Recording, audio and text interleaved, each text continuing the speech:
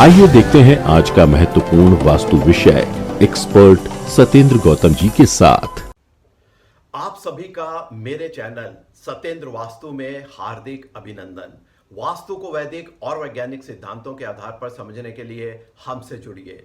Channel को subscribe करें और पाएं वास्तु से संबंधित महत्वपूर्ण जानकारियां जो मैं समय समय पे वीडियोस के माध्यम से अपलोड करता हूं। आज हम बात करेंगे शिवलिंग के बारे में। शिवलिंग है क्या, शिवलिंग को घर में रखना चाहिए या नहीं, और शिवलिंग से संबंधित 4 बहुत ही महत्वपूर्ण बातें जिनका हमें ध्यान रखना है।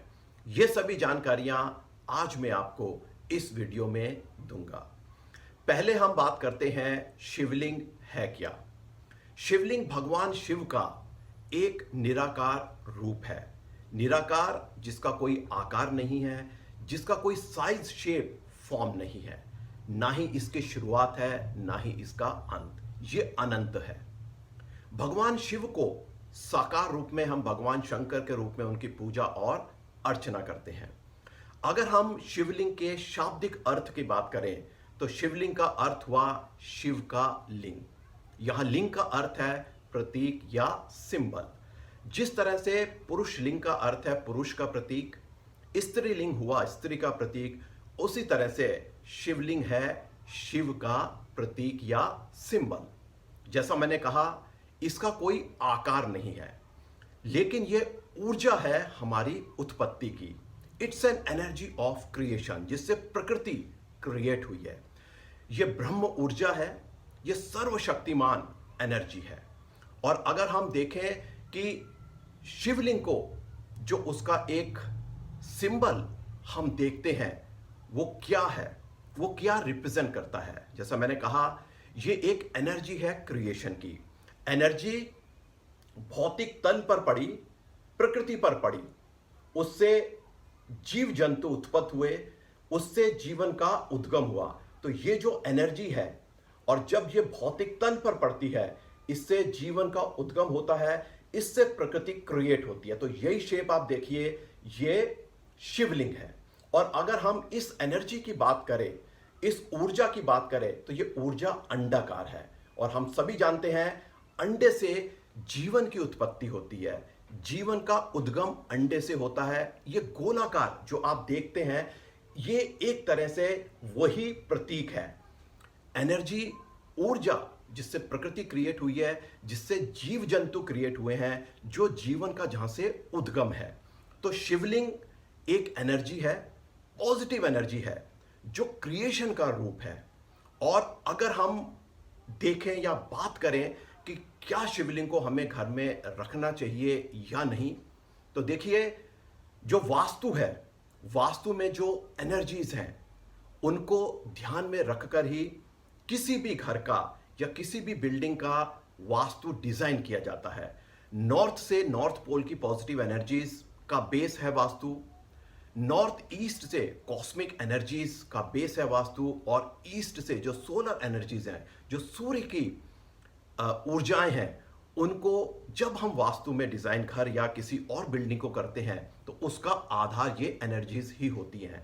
और शिवलिंग जो अपने आप में ही एक बहुत ही शक्तिमान, एक बहुत ही पॉजिटिव, एक ब्रह्म ऊर्जा है, जिससे क्रिएशन का प्रतीक, जिससे हम सभी क्रिएट हुए हैं, हमारी उत्पत्ति हुई है। अगर हम उस प्रतीक को अपने घर में रखते हैं तो आप देखिए वो कितना शुभ होगा, वो कितना अच्छा होगा एक घर के वास्तु के लिए। तो घर की एनर्जीज को इंप्रूव करने के लिए, घर के संपूर्ण वास्तु के लिए शिवलिंग को घर में रखना बहुत ही शुभ, बहुत ही अच्छा और बहुत ही लाभकारी है। लेकिन 4 बातों का आपको ध्यान रखना है जब भी आप शिवलिंग को अपने घर में रखें। पहली, शिवलिंग भगवान शिव का एक ऐसा निराकार रूप है जो अपने आप में बहुत ही पवित्र है, बहुत ही पावरफुल है, सर्वशक्तिमान है। तो हमें इस बात का ध्यान रखना है कि उसकी पवित्रता हमारे घर में बनी रहे। घर में टॉयलेट है, घर में मैरिड कपल है, जिसके माध्यम से घर का जो वातावरण है, वहां पे जो एनर्जीज इन 2 एक्टिविटीज की वजह से इम्बैलेंस होती हैं, और एक घर का जो एनवायरमेंट है, जो उसकी पेरिफेरी है, उसमें अगर हम शिवलिंग को रखते हैं तो हमें शिवलिंग को इसको ध्यान में रखते हुए छोटे से छोटा बहुत ही सिंबॉलिक रखना है। नियम यह कहता है कि शिवलिंग को आप 6 इंच की हाइट तक ही आप रखें। 6 इंच यानी कि जो आपके अंगूठे की हाइट है वो करीब 6 इंच हुई, तो इसी हाइट का, इसी ऊंचाई का शिवलिंग आपको अपने घर में रखना है। दूसरा नियम, घर में आपको शिवलिंग को शिव जी की दिशा में रखना है। शिव जी यानी ईशान। ईशान स्वयं शिव है और ईशान है नॉर्थ ईस्ट, उत्तर पूर्व दिशा। तो शिवलिंग को आपको अपने घर की उत्तर पूर्व दिशा में रखना है। तीसरा नियम, शिवलिंग का जो फेसिंग है, जो उसका मुख है, वो आपको कैलाश पर्वत, जहां पे शिव स्वयं विराजमान है हिमालय में, वो उत्तर पूर्व दिशा में है। तो शिवलिंग का जो मुख है वो रखते समय आपको ध्यान रखना है कि वो उत्तर या उत्तर पूर्व दिशा में हो।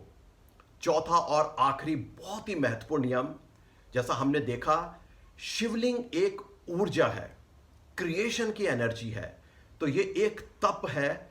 इस एनर्जी में बहुत ही ज्यादा आप कह सकते हैं कि एक तप से भरी हुई ये एनर्जी है, और इसको ध्यान में रखते हुए हमें इस एनर्जी को बैलेंस करना है, इस एनर्जी को संतुलित और शांत करना है।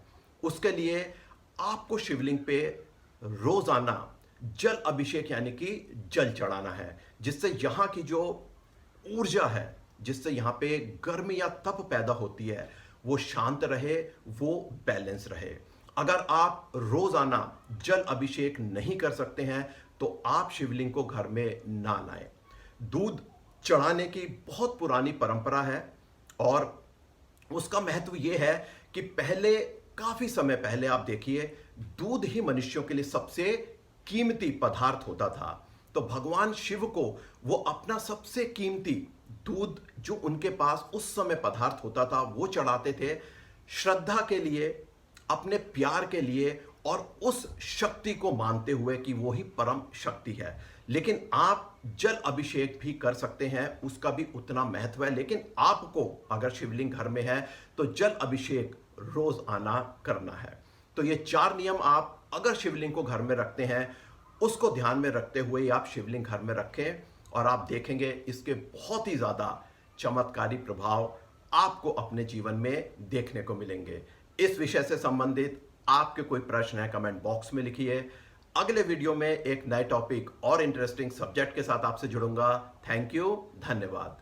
अगर आपको ये जानकारियां उपयोगी लगी तो चैनल को लाइक करें और लाइक आइकन पर प्रेस करें, और इस विषय पर अधिक जानकारी के लिए और लेटेस्ट अपडेट पाने के लिए चैनल को सब्सक्राइब आइकन प्रेस करके सब्सक्राइब